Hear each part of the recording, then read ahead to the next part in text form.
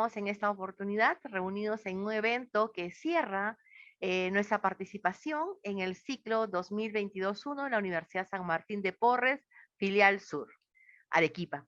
En este momento tenemos el tema indicadores macroeconómicos regionales, que va a estar a cargo de nuestra ponente, la economista magíster Licie Hugo de Sánchez. Licie es jefe de estudios económicos de la sucursal Arequipa del Banco Central de Reserva del Perú. Tiene una trayectoria destacada, no solamente a nivel del Banco Central de Reserva del Perú, sino como representación, lógicamente, de esta institución en todos los eventos que el banco requiere a nivel nacional, que hacen que todo lo que realmente el banco investiga, levanta de data, de investigación cierta y veraz, ¿no? Pueda ser difundida adecuadamente a través de los foros básicamente empresariales e institucionales más importantes de nuestro país. La labor de Licie en el Banco Central de Reserva se inicia hace muchas décadas, no quisiera decir la cantidad exactamente. Licie realmente nos acompaña en este momento. Ustedes podrán ver que su larga experiencia se demuestra en una calidad personal y profesional realmente destacable y digna de admirar y de considerar como un ejemplo para nuestros jóvenes alumnos, sobre todo de la calificación que un profesional debe tener y mantener y sostener durante el tiempo. Mi agradecimiento particular, ¿no? Y a nombre de la Universidad San Martín de Porres, filial Sur, de las carreras de contabilidad, de la carrera de administración de negocios internacionales, de la carrera de marketing y de la carrera de administración, por haber aceptado nuestra invitación en este evento. Muchísimas gracias. Bienvenida, Alicia. Ok, muchas gracias, Noemí. ¿Qué tal presentación? Nada, agradecer también a ti, a las autoridades de la universidad por la invitación. Y ya como bien lo remarcaste, el Banco Central siempre está dispuesto a apoyar, sobre todo a la academia, ¿no? Para llevar este tema que nosotros realizamos, como son los indicadores regionales, los indicadores macro ya a nivel nacional, y que definitivamente creo que pueden aprovechar los alumnos de diferentes carreras, ¿no? Que en realidad puedan entender qué hay más allá de la cifra en sí, ¿no? Muchas veces la cifra es simplemente una fotografía, pero explicarla creo que es la idea. Ahora, para no retrasar más, igual mi agradecimiento para las autoridades y para aquí a los jóvenes estudiantes. Espero estar a la altura de la presentación. ¿Puedo compartir ya pantalla o ya está en automático? Sí, puedes compartir, gracias. Ya, ¿la ven? Todavía no. Sí, porque he puesto compartir para que me den, a ver. Está cargando. ¿Ahora? Perfecto. Sí, Ya, ahora sí, perfecto. ya apareció. Ok. Ok, entonces chicos, a ver, como les comentaba, la idea es un poco plasmar lo que realizamos en las sucursales. Pero me gustaría un poco ponerlos en contexto, ¿no? ¿Qué hace el Banco Central en última instancia? El Banco Central tiene una única función, que es velar por la estabilidad monetaria del país. Es decir, hacer que nuestra moneda, el sol, tenga la misma capacidad de compra y se sostenga en el tiempo. Entonces, cuando a veces escuchamos, hay inflación, ¿qué significa inflación? Que puede estar afectando la canasta básica y por ende el poder adquisitivo. En una manera muy práctica, digamos, es mantener este valor intrínseco de la moneda y la valoración que pueda permitirnos la adquisición de muchos bienes y servicios que estamos habituados a realizar, ¿no? Entonces, en ese sentido, para el banco es importantísimo conocer cómo va, por ejemplo, la inflación, si va a haber una afectación o no, para tener la receta adecuada y palear cualquier pico o suba que, como hoy bien ustedes saben, se está dando a nivel internacional, ¿no? Hay una banda que maneja el banco, 2-3% de inflación como promedio en este rango meta, que igualmente ahorita, digamos, hay disparos, está por encima por un tema internacional por diferentes factores, ¿no? Entonces, de acuerdo a ello, lo que nosotros hacemos es hacer los indicadores que muestren la actividad regional. Les comentaba que en las sucursales del banco tenemos dos áreas bien definidas. El área operativa, que hace la labor expresamente de banca.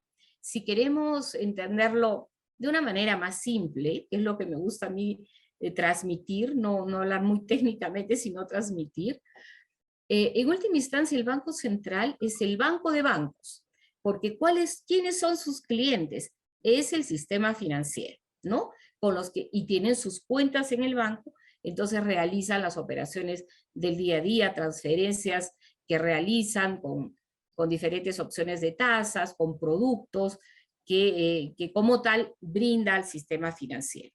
Y la otra área, que es la gerencia de estudios económicos, que nosotros en Arequipa tenemos el Departamento de Estudios Económicos, sincroniza las variables, entiende qué ocurre, es la hoja de ruta para la toma de decisiones y fundamentalmente para conocer cómo está un sector en específico, ¿no? Entonces, porque a veces miramos las cifras y sí, subió, bajó, pero tenemos que entender esa lectura, sobre todo ustedes, chicos, aprovechar de este, digamos, conocimiento que nos da una tabla, podemos encontrar una tabla, un gráfico, me señala algo, pero tratemos de leer siempre qué hay detrás de eso para que entendamos el contexto. Entonces, eso es lo que hoy les traigo, que me había pedido de la universidad, así que vamos con los indicadores. El contenido, vamos a ver, fundamentalmente, ¿no? La economía está conformada por diferentes sectores. Sector real, es decir, la producción extractiva, la de transformación, manufactura, el mercado del sistema financiero, qué pasa con las captaciones, qué pasa con las colocaciones, qué problema puede haber con la ejecución de las obras públicas, porque todo esto en su conjunto lo que hace es tomarle la temperatura a la actividad económica, en este caso a la actividad económica regional de Arequipa. Por eso es que vamos a tocar brevemente, no los voy a llenar mucho de cifras, sino lo que me gustaría es que logren entender, por ejemplo, ¿no? ¿Qué pasa con el sector agropecuario, pesca, minería, manufactura, construcción, balanza comercial, export-import? ¿Qué pasa con el empleo? ¿No? Una variable que hoy día se asocia muchísimo, bueno, siempre en realidad, pero ahora con mayor incidencia, los créditos, depósitos y la inversión pública. Entonces, sin más, empezamos y les he tratado de... Liz, perdón, si fueras tan sí. amable, ¿podrías levantar la diapositiva a pantalla completa? Ok. ¿Ya? Ahora sí, gracias. Ya, perfecto. Ya, Está bien, estábamos mis sufriendo. ojitos estaban sufriendo. Y pobres los chicos también dirán de qué están hablando, pero bueno. No, Entonces, felizmente genial. estamos comenzando con las cifras recién.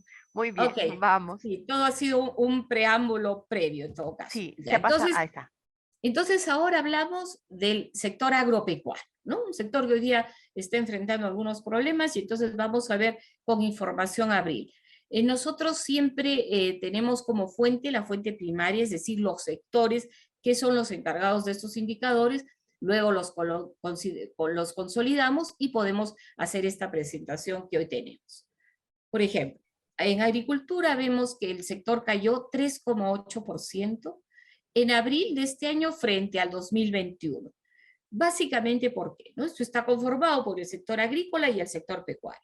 Fundamentalmente porque ha habido una menor producción agrícola. El sector agrícola ha caído en 9%, paliado de alguna manera por el indicador positivo del sector pecuario de 3,8. ¿Y qué lo justifica, digamos? ¿Qué lo sustenta? ¿Qué esta respuesta qué es? Básicamente, en la orientación de los productos hacia el mercado externo, lo que habrán escuchado mucho, la agroexportación, ha caído 45,3%. Hay contracción en la mayoría de sus productos considerados, básicamente, olivo, ají páprica, palta y vid, ¿no? Entonces, estos han determinado esta caída. mientras que los productos del mercado interno, si bien en general da un indicador positivo de 2,7, se nota claramente que hay una contracción de cebolla fundamentalmente. Y cuando hablamos de cebolla, sí nos causa un problema porque su ponderado, es decir, la presencia de este producto tiene un peso muy importante en la canasta y básicamente proviene de Arequipa, ¿no? Entonces, cuando hay algún problema con cebolla, la repercusión siempre se da a nivel nacional por el mismo peso que tiene. Pero ya cuando consideramos el análisis desde un punto de vista acumulado, es decir, en los 4 primeros meses del año, el sector agropecuario se contrajo 3,5%, fundamentalmente porque, de igual manera, el sector agrícola, los productos destinados con orientación de vocación agroexportadora caen en 18,4%, se mantiene en caída olivo, ají, páprica, palta y además también quinoa, que en abril sí tuvo un comportamiento más expectante. Y en el mercado interno igualmente hay una caída del 4,2%, caídas importantes en cebolla y en frijol grano seco, ¿no? Pues como cultivo alterno en algunos casos del cultivo de cebolla y de arroz, fundamentalmente de arroz, ¿no? Además, maíz amiláceo.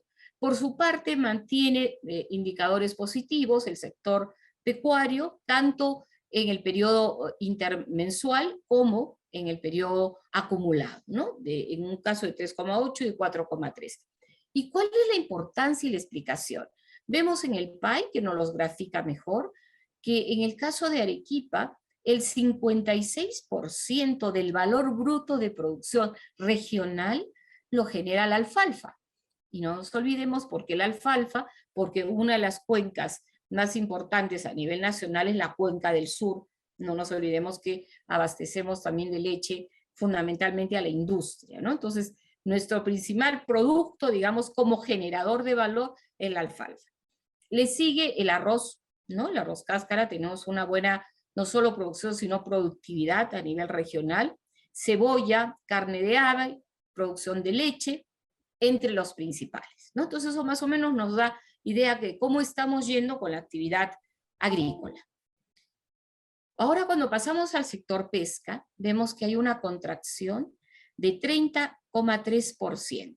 El sector pesca es más vulnerable a los cambios, digamos, de temperatura oceanográfica, que lo que hace es que enfría probablemente, si sea el fenómeno del niño o de la niña, si la calienta o la enfría, siempre hay una afectación en la masa, en la biomasa y en la captura fundamentalmente, no solo de especies de peces y de mariscos, sino fundamentalmente de anchoveta. Anchoveta es el principal producto para la transformación industrial para la harina de pescado, ¿no? Entonces, aquí vemos en el cuadrito que en abril cae 30%, básicamente porque se contrae el consumo humano directo y se contrae también el consumo industrial.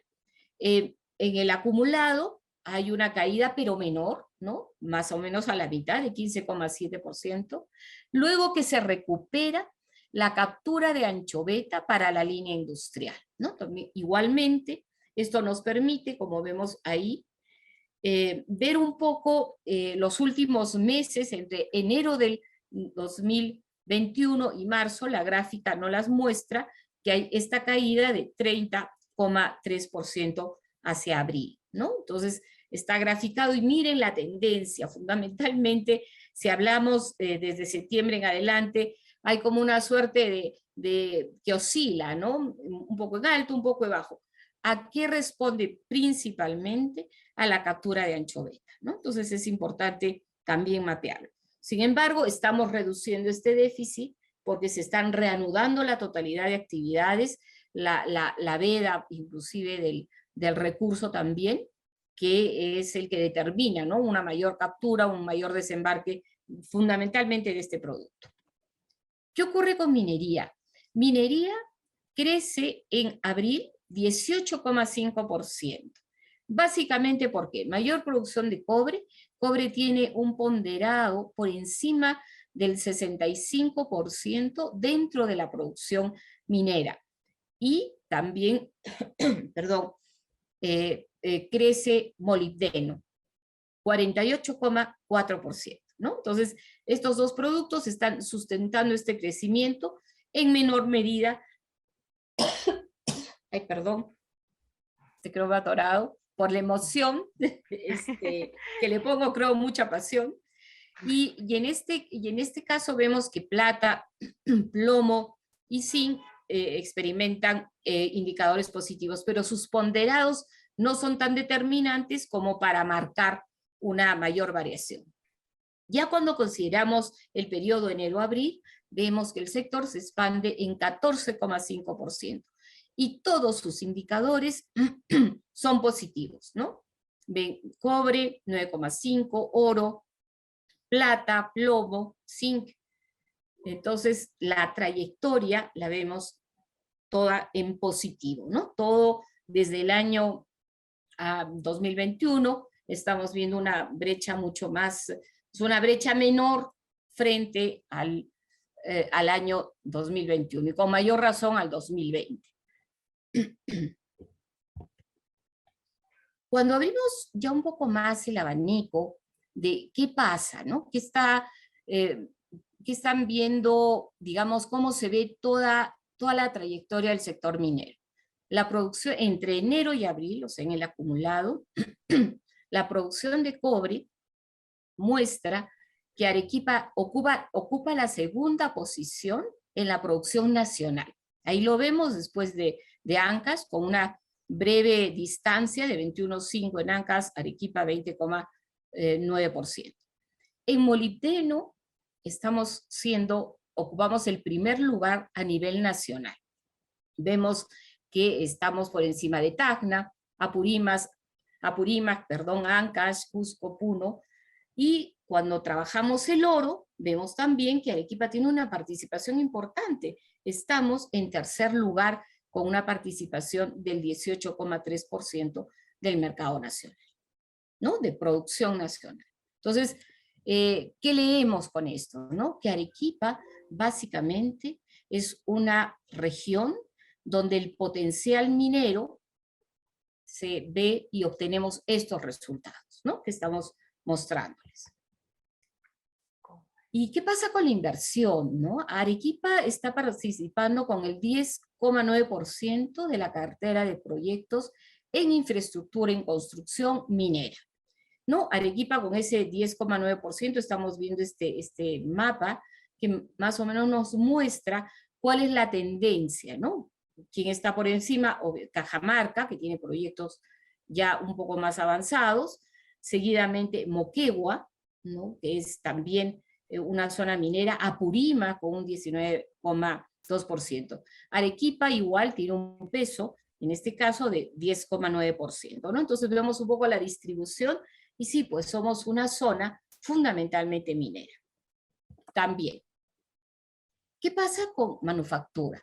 El sector fabril en el periodo abril crece 10,1%, básicamente por la producción primaria que referida a los derivados de cobre, ¿no? Y en menor medida también por la manufactura no primaria, que muestra un crecimiento de cerca del 12%. ¿Qué líneas son las que se movilizan más? Básicamente cerveza y malta, bebidas no alcohólicas e hilaturas de fibras textiles, ¿no? Estos son los grandes grupos de SIU que se manejan en la zona y que tienen un mayor peso dentro de manufactura. Entonces, si vemos nosotros la gráfica que da cuenta desde enero del 2021, ¿no? Estamos hablando de todo ese periodo, vemos que hay un pico bastante marcado cuando nuevamente se potencia, porque el comparativo era frente al 2020, y sabemos que prácticamente el 2020 pues la economía paralizó, ¿no? Entonces aquí lo muestra, pero sí es bueno recalcar que ya estamos con indicadores positivos, por lo menos en todo lo que va del año 2022 en el sector manufactura. ¿Qué pasa con el sector construcción? ¿No? Lo medimos a través de los despachos de cemento que son orientados al mercado nacional, ¿no?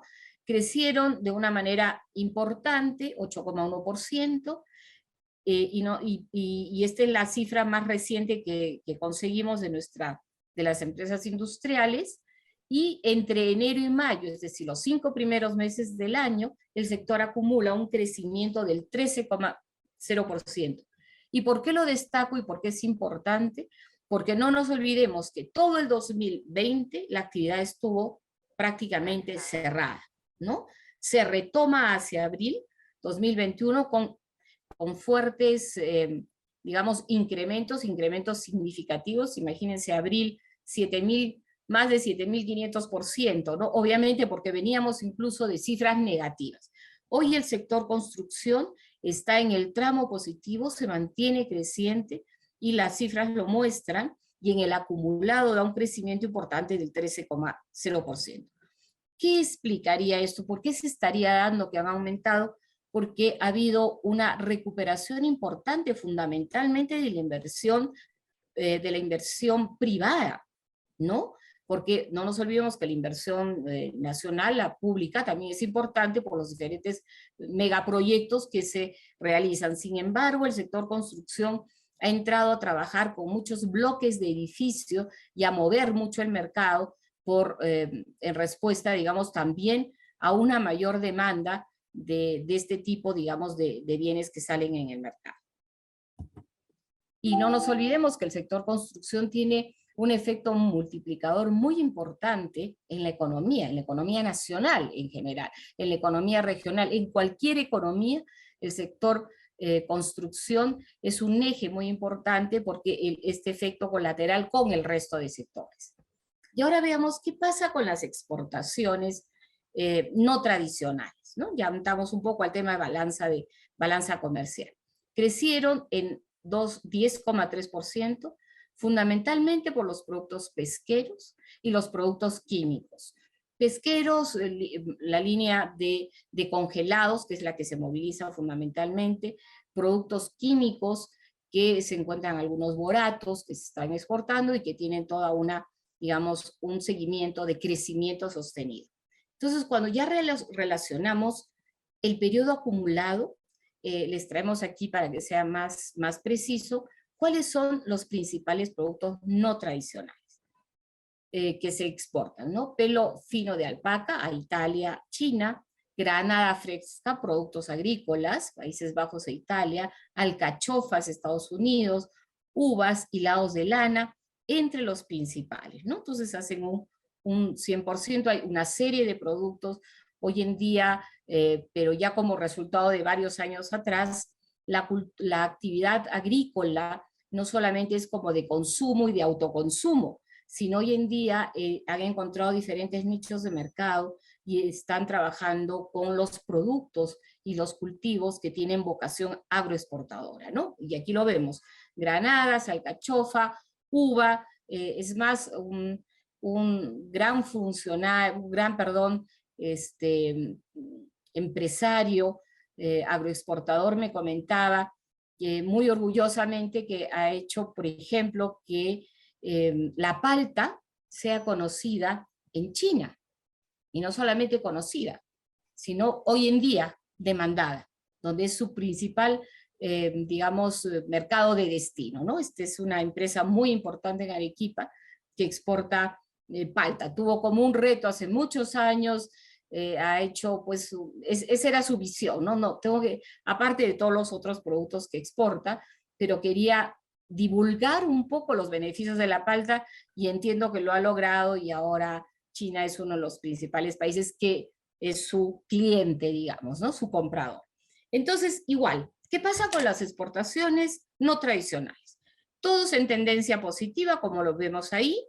En abril del año pasado, frente al 2020, el crecimiento es significativo, 196%, recuperación, y nos mantenemos igual con algunas fluctuaciones, pero sí en el tramo positivo, salvo a enero, que por un tema de expectativas y de incertidumbre, muchos de los exportadores, digamos, estuvieron en un compás de espera y no se concretaron, aparte de los problemas que enfrentan con la logística de los embarques, de los buques, de la coordinación y de los calendarios que se establecen con los navíos para que puedan tanto llevar productos como exportación como los que traen, ¿no? Entonces, esta cadena de servicio internacional se ve afectada y está viendo serios problemas en este sentido, ¿no? Justamente porque se ha interrumpido la cadena, ¿ok? Pero igual estamos en positivo. Por su parte, las importaciones muestran en abril un crecimiento del 55,4%, ¿no? Fundamentalmente, la línea de insumos se ha movido muchísimo. Estamos importando nuestro principal producto, combustibles, lubricantes, diésel y conexos, ¿no? También materias primas para la industria, que va de la mano con lo que hemos hablado anteriormente de manufactura, que está en el tramo positivo, o sea, se está reactivando, siguen la penetración en su mercado, tanto en el mercado nacional como en el internacional, ¿no? Entonces, hay también una suerte por ese lado de crecimiento, materia prima para la agricultura y materia prima para la industria, ya en el periodo acumulado, en los 4 primeros meses. Y por su parte, esto ha inducido también que haya un crecimiento acumulado en el año de 48,3%, ¿no? El rubro que ha dinamizado fundamentalmente agregado es insumos, que muestra un crecimiento de 117,3 y de 87,6 respectivamente, ¿no? Aisladamente, bienes de consumo duradero han mejorado, también lo han hecho en el mes, productos, materias primas de agricultura, como les comentaba, ¿no? Entonces, ahí vamos con las importaciones. Es otro medidor de cómo va el sector manufactura, ¿no? También. Principales productos que importamos en el periodo enero-abril, encontramos que es el diésel 2, el diésel BO5, que son derivados, ¿no?, de Estados Unidos y de España, seguido de barras laminadas de acero, cuyo principal abastecedor es Chile, importamos de Chile, maíz amarillo duro, Estados Unidos, Reino Unido, abonos, ¿no?, nutrientes, los famosos fertilizantes que hoy en día está dando un quehacer muy importante y muy preocupante para la actividad por justamente problemas externos, el trigo de Uruguay y Reino Unido. Entonces, de igual manera, ¿no?, consideramos todo el abanico desde enero del 21 a la fecha, sí hay como que seguimos creciendo, pero como que una pequeña reducción en la importación, por temas ya básicamente internacionales, pero igual se mantiene también en el tramo positivo, ¿no? Fundamentalmente me gusta cuando podemos hablar de cifras positivas porque te da una proyección más optimista, ¿no? Creo que de eso se trata, porque toda esta información que nosotros le presentamos son indicadores netamente técnicos y en respuesta a las fuentes primarias. ¿Qué pasa en marzo? ¿No? Y les he traído la información más actualizada, o sea, la más calentita que tenemos a estos periodos, porque luego no tenemos una actualización, digamos, mayor, ¿no? Esto es lo último que tenemos. En marzo, el empleo formal privado registra un crecimiento, como lo estamos viendo ahí, de 16% respecto al 2021, pero en el periodo ya acumulado, de 10,8 en el periodo de marzo entre el 2020, el 2021 y el 2022. Esta tabla nos puede mostrar más claramente este crecimiento, esta variación que hay 2020-2021 de 10,8%, ¿no? Entonces, cuando abrimos también la gráfica, vemos que este crecimiento se ha dado prioritariamente en el mes de abril, ¿no? Estamos hablando, o sea, después de junio, del mes de mayo, junio, incluso desde enero, febrero ya se veía, se denotaba incrementos de 14, 13, 12, 12,6%. Y hoy en día estamos con 10,8%. Respuesta también a la reactivación de la economía, ¿no? Cuando vemos al sistema financiero, ¿no? ¿Qué pasa con el sistema financiero? Canalizador de los recursos, concentra y se racionalizan, es el único, digamos, instrumento a través del cual la red donde se pueden movilizar los recursos financieros. Al cierre, es decir, al último día del mes, no nos olvidemos que cuando trabajamos saldos son variables de stock, no son de flujo. Entonces significa que al último día de abril, en este caso, vemos que hay un crecimiento de los créditos discreto de 2,7%. Sin embargo, nos estamos recuperando frente al año pasado, en octubre, noviembre, diciembre, en fin, que estaba no llegaba a superar el 2%, hoy en abril sí hay un 2,7%. Básicamente es las instituciones, quienes han sostenido mayormente este crecimiento, las instituciones financieras no bancarias, a cuyo interior las cajas municipales tienen un rol preponderante porque otorgan el casi 23% de los créditos dentro de este grupo de instituciones no bancarias y muestran un crecimiento importante de 10,6%. ¿Hacia dónde se dirigen estas líneas de crédito? ¿Hacia qué sectores? Fundamentalmente a empresas, con un casi 64% y muestra un crecimiento del 2,8%. Mientras que a personas con un 36% se observa un crecimiento del 2,6%, fundamentalmente por los bienes de consumo, ¿no? Entonces esto nos está mostrando que las líneas de crédito probablemente estarán detrás de las famosas tarjetas de crédito o las pequeñas líneas que utilizamos para el día a día, ¿no? No como empresa, ¿no? Entonces vemos la variación y encontramos este 2,7%.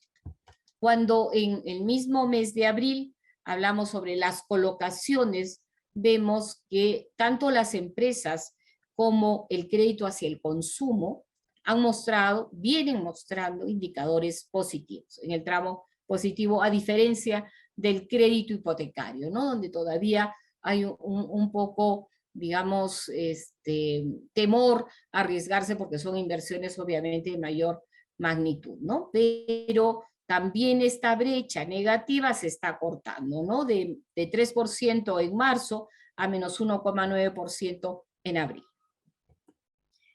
A su vez, la tasa de morosidad, es decir, esta cartera morosa que maneja el sistema financiero en el caso de Arequipa, en marzo, estas fuentes de la SBS, muestra una tasa de 5,22%. Entonces, si nosotros vemos qué pasó desde marzo del 2020, más o menos estamos por ahí. No hay una fluctuación marcada, que haya de repente una demora en la recuperación de los créditos, sino estamos manteniendo un 5,22%, incluso ligeramente mejor que la que se registraba en marzo del 2021, ¿no? Que era 5,26.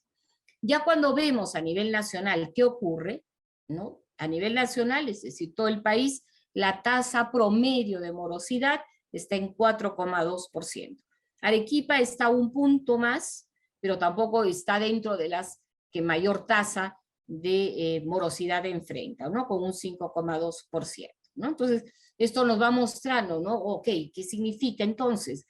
Que el otorgamiento de las líneas de crédito a los diferentes sectores está siendo como que más mesurada y sostenidamente bien filtrada, que evita, digamos, que esta cartera, que pueda crear problemas al interior de las empresas financieras, se pudiera elevar de manera drástica, que no es el caso. ¿Qué pasa con los depósitos, ¿no? Al finalizar el mes de abril, vemos que los depósitos equivalen a un crecimiento del 8,4%, fundamentalmente por la banca múltiple, ¿no? La banca múltiple fue la que experimentó un mayor crecimiento del 12,6%, y de una manera aislada dentro de las instituciones no bancarias fueron las cajas municipales con 1,4%. ¿Qué tipo de modalidad en estas captaciones son las que están teniendo mayor preponderancia?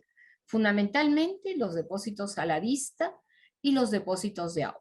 A la vista con un crecimiento de 9,7% y fundamentalmente de ahorro, con una participación de casi 53%, con un crecimiento del 15,8%. Y por tipo de moneda, los depósitos en moneda nacional más o menos forman parte del 74% del total de los depósitos y el 26% en moneda extranjera. En ambos casos hay un crecimiento de 5 y de 19% respectivamente.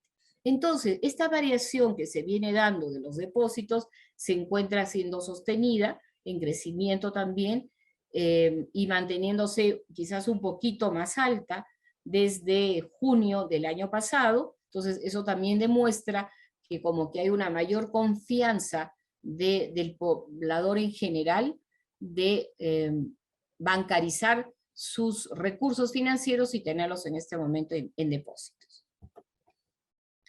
Todo este engranaje también tiene que ir un poco explicado y con otro componente importante que es la inversión pública, y que vemos que en el periodo, en mayo, ha registrado un incremento del 29%. Lo vemos ahí. Aquí la gráfica sí es un poco más, digamos, marcada entre marzo, abril del 2021, en que empiezan con todos los gobiernos regionales, locales y nacionales, o sea, el sector público, y empiezan, digamos, la pujanza por algunos sectores, que poco a poco se han ido diluyendo, junio, julio en positivo, y luego han caído, básicamente porque hay que destrabar, entendemos, algunos proyectos que implican diferentes procedimientos y alcances para tener la viabilidad y se puedan seguir manejando como tal. Entonces, la inversión pública, la vemos ahí, Arequipa está con una, digamos, en enero-mayo acumulada de 1,6% de crecimiento. Imagínense el periodo acumulado a mayo, ¿no? Entonces, aquí sí, digamos, hay una preocupación, dado que si bien es negativo, pero es de alguna manera ligero, frente al país, ¿no? Que hay una contracción a nivel nacional del 11,2%. No, las recientes declaraciones del gobierno regional muestran que esto estarían impulsando y que le estarían dando hacia el próximo mes, digamos, ya indicadores positivos, porque van a entrar a ejecución algunos proyectos que estaban todavía con algunas observaciones. Y que es importante también para el sector de construcción, para todos los sectores en realidad, ¿no? Entonces, a nivel de, considerando el periodo acumulado en la región Arequipa, los mayores presupuestos asignados a través del PIN, es decir, el presupuesto institucional modificado, muestra que el gobierno nacional, les traemos acá un pantallazo de los más importantes, la creación por parte del gobierno de los 3 niveles de gobierno, ¿no? Gobierno nacional, creación de los sistemas de agua y potable, dependientes de reservorios en Cerro Colorado, una ejecución con un avance del 12,3%. Instalación de banda ancha para la conectividad integral y desarrollo social de Arequipa, un avance del 33%. Por su parte, ¿qué pasa con el gobierno regional? En el gestor del gobierno regional seguimos con el tema de Majes Siguas 2, que tiene un PIN modificado de 174 millones, y la ejecución y el avance tan solo es de 2,2%. Todavía hay un proceso ahí entre la firma y la aceptación de la adenda 13 famosa, pero todavía, digamos, está digamos, en proyecto, en análisis, porque hay una serie de atenuantes legales que hay que cumplir, tanto por el gobierno nacional como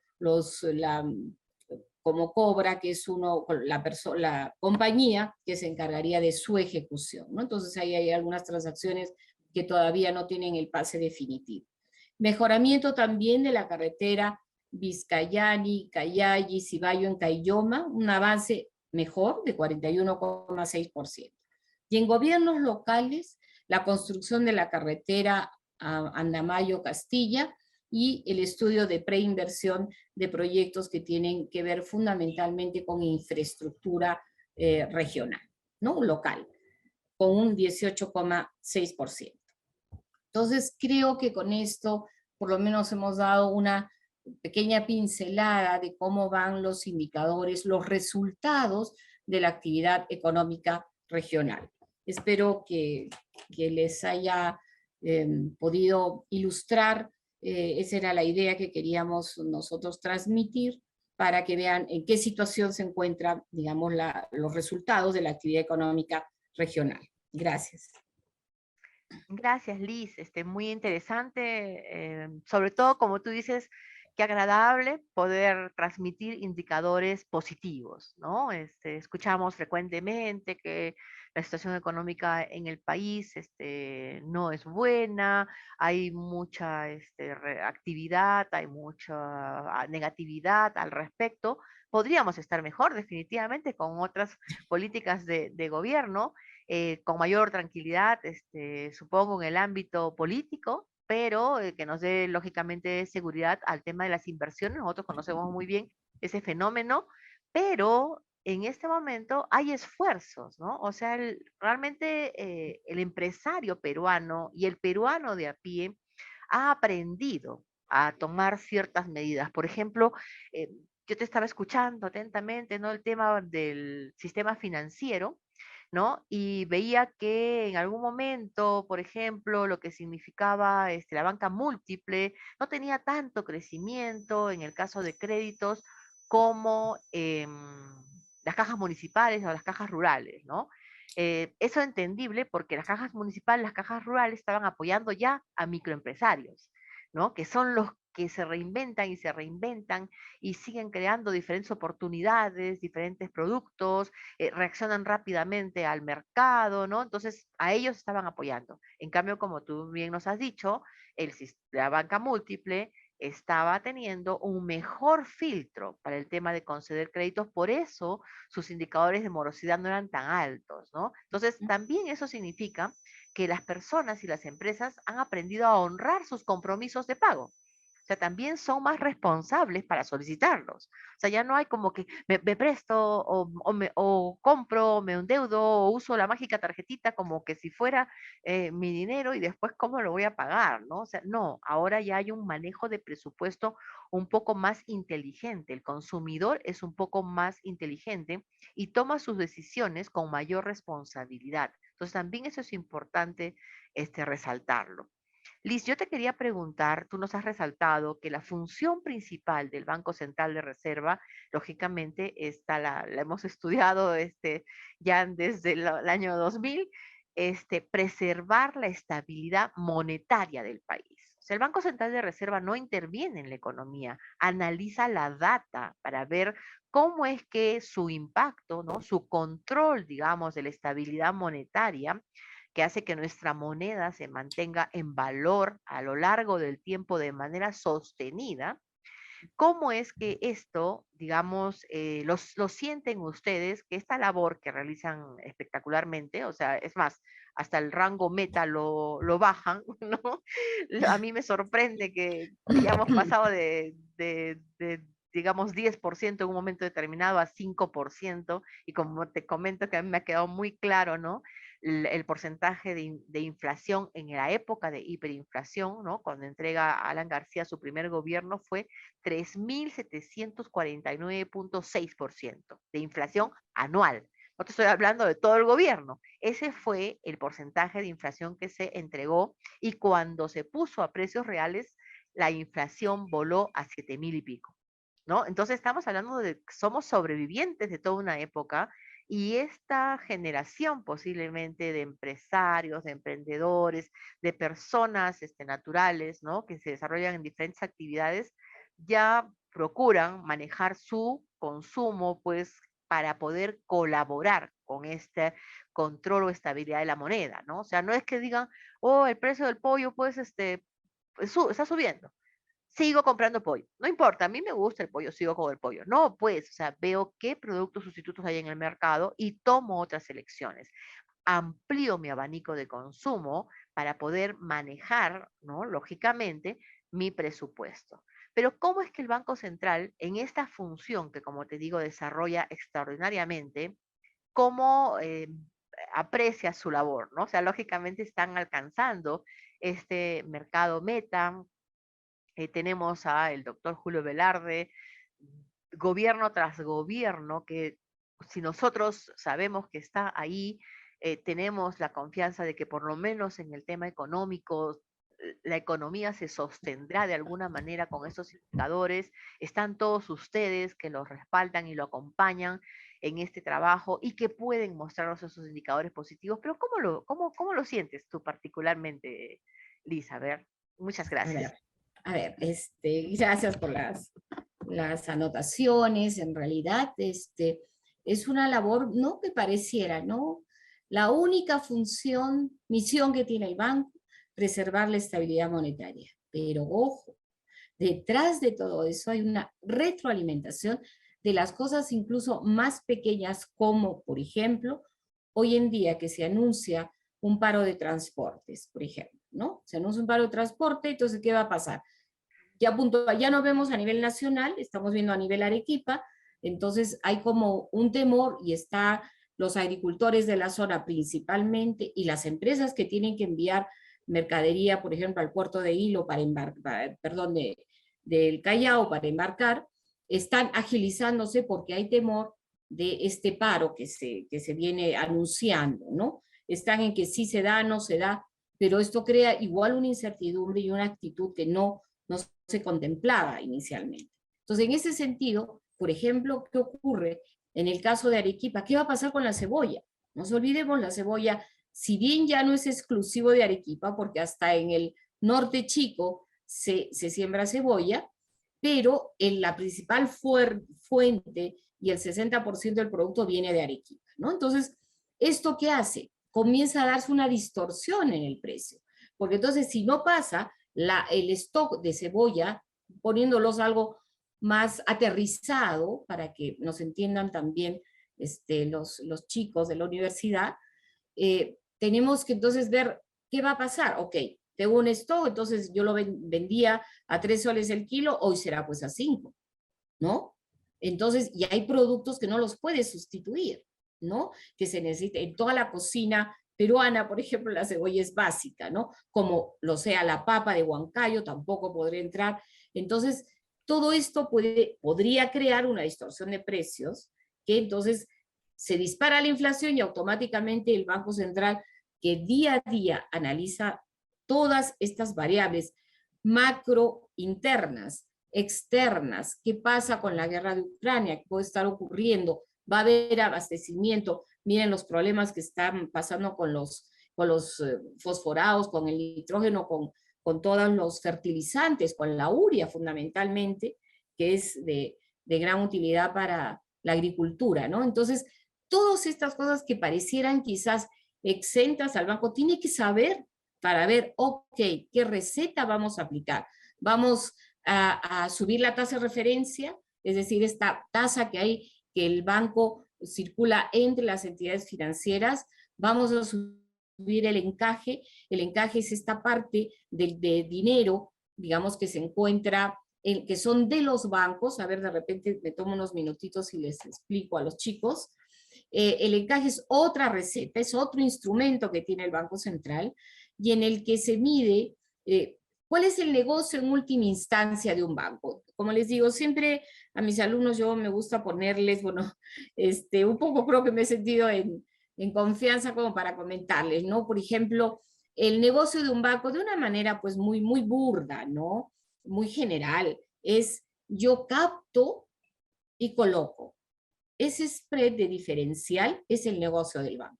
Claro, no estamos hablando de los seguros, de todo lo que tienen que pagar, el fondo de depósito, en fin, no, nada, solamente su negocio es capta de la gente, de los amigos, de las personas de a pie que les guste ese banco porque lo ven más sólido o porque conocen o porque sienten que es el banco que ellos quieren y lo que colocan es lo que ganan. Por lo que captan, pagan, vamos a poner 5%. Y por lo que colocan van a pagar, van a cobrar 10. Entonces, ese 5 es la utilidad del banco.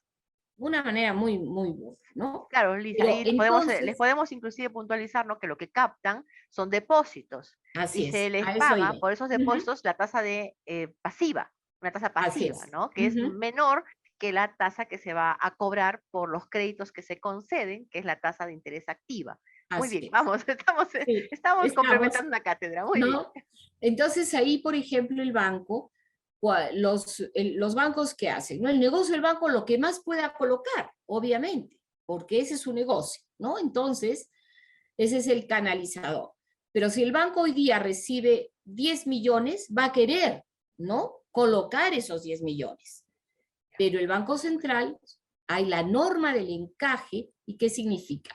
El encaje es un porcentaje que obliga al sistema financiero a que no se mueva.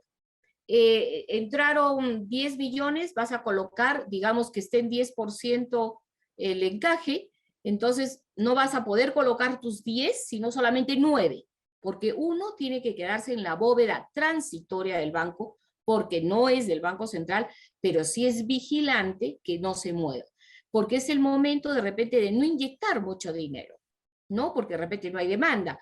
Caso contrario, ¿qué ocurre si más bien hay mucha demanda de líneas de crédito porque se reactivó la manufactura de una manera más, digamos, a un mayor ritmo? Entonces el banco dirá, ok, entonces de repente bajamos el encaje, entonces bota más dinero al sistema financiero. Entonces, todos los aspectos son importantísimos para el banco, que tiene que estar antes de, ¿no? Prevenir antes de, para poder tener los resultados que hoy vemos y que muy permanentemente se dan a nivel nacional e internacional, de los resultados de esta parte sostenidamente buena de la política monetaria que realiza el Banco Central.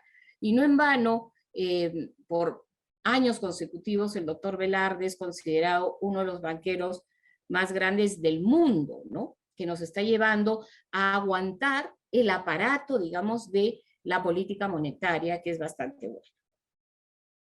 Muy bien, gracias, Liz. Ya, ok. Perfecto, perfecto. Realmente esta reflexión que además nos hace notar a los jóvenes alumnos que cuando tenemos, así sea una misión, un encargo que te dice en este caso, ¿no? Preservar la estabilidad monetaria del país, no solo estás viendo pues en qué va el porcentaje de inflación, en qué va la moneda, sino que hay varias variables más que tienes que investigar para complementar, ¿no? A veces tenemos ese problema cuando les encargamos trabajos, ¿no? Entonces, solamente eso nos quieren responder y no ven el contexto, no lo entienden completamente, entonces la calidad de la presentación y de su investigación no es la misma. Entonces, para alcanzar esas metas, tenemos este ejemplo también, ¿no? Que a nivel macro, a nivel institucional, también se hacen ese tipo de investigaciones de esa calidad. El magíster Hugo Cruz, coordinador de la carrera profesional de contabilidad, quiere conversar también contigo, Liz. Perfecto, Lice, ok. ¿cómo estás, Lice? Vas a disculpar, ¿Qué no tal, solucioné el Hugo? problema de mi Buenos cámara, días. pero bueno, muy atento a tu presentación y felicitarte definitivamente porque la data que presentas de la región Arequipa es interesante. Yo voy más allá al contexto de nuestra universidad y que enfocamos a los alumnos de ciencias económicas. Si bien es cierto, dentro del desarrollo económico se mueven dos variables importantes. La variable que es la técnica y que maneja necesariamente el Banco Central de Reserva, por eso es que últimamente la tasa de referencia se ha ido ajustando sostenidamente, ¿no? Hasta llegar a 5.5, me parece que esta es la Exacto, proyección que sí, está sí, ahora. sí, sí. Entonces, eso controla un poco los fenómenos inflacionarios. Pero muchas personas se dirán, pero simplemente la sube de 5 a 5.5, seguro va a llegar a 6. No, no, no. Merece un estudio de todos los factores que van a influenciar en la inflación y cómo el Banco Central de Reserva corrige este fenómeno que nos está afectando ahora. Es definitiva. Y el otro lado, que no pasa por una parte técnica, por eso te felicitaba, porque las cifras que pones ahí son eminentemente técnicas, y Así cuando es. uno trabaja con algo técnico, pues no hay manera de rebatir porque las cifras están ahí. El otro lado es el momento político, ¿no? Ese es el otro contratiempo que tenemos ahorita en el momento en que estamos. La estabilidad política en que nosotros nos desenvolvemos. El enfrentamiento del Poder Ejecutivo y el Poder Legislativo mucho daño hace, ¿correcto? Y impulsa aún más a crecimiento de la inflación. la expectativa, perdón, la confianza de los empresarios, nosotros debemos mantener una confianza alta, estamos por debajo del 50% en confianza de los empresarios. Quiere decir que muchas inversiones no se van a poder realizar, no se van a poder ejecutar, y hay mucho riesgo en ese sentido. Pero a lo que los alumnos nos interesa es que sí, el Banco Central de Reserva emite una data técnica a la cual, como tú bien dices, se puede llamar para tomar decisiones empresariales. Por ejemplo, se puede proyectar de la data que nos has presentado, ya hacer una proyección de cuánto va a ser la recaudación tributaria por eso que viene, porque simplemente nosotros ya sabemos qué factores de la economía se están contrayendo y qué factores no van a producir un poco más, ¿sí? Entonces, hay cosas que uno tiene y que se debe necesariamente verificar, y esta data que tú nos proporcionas es muy importante. Por eso, de repente, más adelante, con el convenio con la universidad, te vamos a rogar que nos proporciones, ¿no? De repente trimestralmente esta data para pasárselas a nuestros alumnos, y como estamos vinculados con las ciencias empresariales, ellos puedan también ver cuál es el desarrollo del tema económico en nuestro país. La pregunta que te hago a ti, Liz, es simple. Sabemos que es de manera técnica. ¿Hasta cuánto vamos a subir la tasa de referencia, o va a seguir subiendo, manteniéndose según dure el factor económico? A ver, gracias Hugo por el alcance, y sí, el banco siempre está dispuesto a apoyar a diferentes actores de la economía, y dentro de ellos fundamentalmente a la comunidad académica. Siempre nos facilitan cuando nos piden charlas en diferentes instituciones, incluso manda gente, hemos viajado muchísimo también para otras universidades que están fuera cuando estaban con presencialidad, justamente para apoyo a la academia. En línea con lo ya puntualmente, sí, efectivamente, y toda la data, es bueno que sepan sus alumnos, están en el portal de banco, que está muy bien explicado, donde tiene series temporales, series de más de 5, de 10 años, de indicadores, no solamente de Arequipa, Moquegua, Tacna, Cusco, Puno, a nivel nacional, los grandes agregados. Y ahora incluso está sacando un informe, y cada 3 meses realiza el Banco Central, que el doctor Velarde muestra el reporte de inflación con las perspectivas macroeconómicas hacia el 2022-23. Entonces el empresariado, y en este caso también los chicos, es bueno que sepan que con la credibilidad del tecnicismo que la institución digamos, se maneja, desde y recalco técnicamente, sirve mucho para la toma de decisiones, ¿no? Si yo sé que hay una perspectiva de crecimiento y que la inversión pública se está reactivando y la privada tiene un tema de estabilidad y se merma un poco la incertidumbre, entonces sí me voy a arriesgar de repente a invertir, a importar en mi fábrica, a comprar, a ampliar la capacidad productiva, por ejemplo, porque tengo las condiciones, como bien señalaba Hugo. Ahora, cuando ya hablamos de un tema específico, como es el caso de la tasa de referencia, este es uno de los mecanismos que tiene el banco, es uno de sus instrumentos, de sus recetas, como queramos llamar, y todos los días se reúnen en comité para ver el hoy qué está ocurriendo. Esta receta va, esta receta no va. Entonces no hay una proyección que se pueda decir, la tasa de referencia va a seguir subiendo, porque también hay que ver el respaldo. O sea, ok, tenemos respaldo, por eso es que muchas veces se pide opinión al banco y da sus opiniones, por ejemplo, cuando se habla de hay que dar bonos, ¿no? Por ejemplo, ¿no? Entonces, de repente ahí el banco se manifiesta oficialmente y técnicamente qué ocurriría el darse o el no darse, ¿no? Entonces, digamos, una respuesta de que sí, va a seguir subiendo o no, eso lo maneja directamente y diariamente se maneja en los comités para ver cuál es la mejor opción de tomar, qué respuesta está bien. O sea, si yo he subido la tasa de referencia, de repente lo que estoy haciendo es indicando, oye, ahorra un poco más porque ahora te vamos a pagar. No nos olvidemos que hacia el año pasado las tasas por los depósitos eran bastante bajas, ¿no? Entonces hoy en día no, esto se está mejorando, nos estamos posicionando bien. Entonces eso va a depender de las circunstancias que se dan del día a día. Liz, justo estaba proyectando ahí esta información, qué interesante lo que nos acabas de decir. Y está el Como tú dices, reporte de es lo inflación. último, Es lo presentación último. del reporte de inflación junio 2022 del 17 de junio, es ahorita. Sí, y hoy Muy día bien, Liz. inclusive yo tenía que, o sea, teníamos nuestra jurisdicción en Arequipa es Arequipa, Moquegua y Tacna.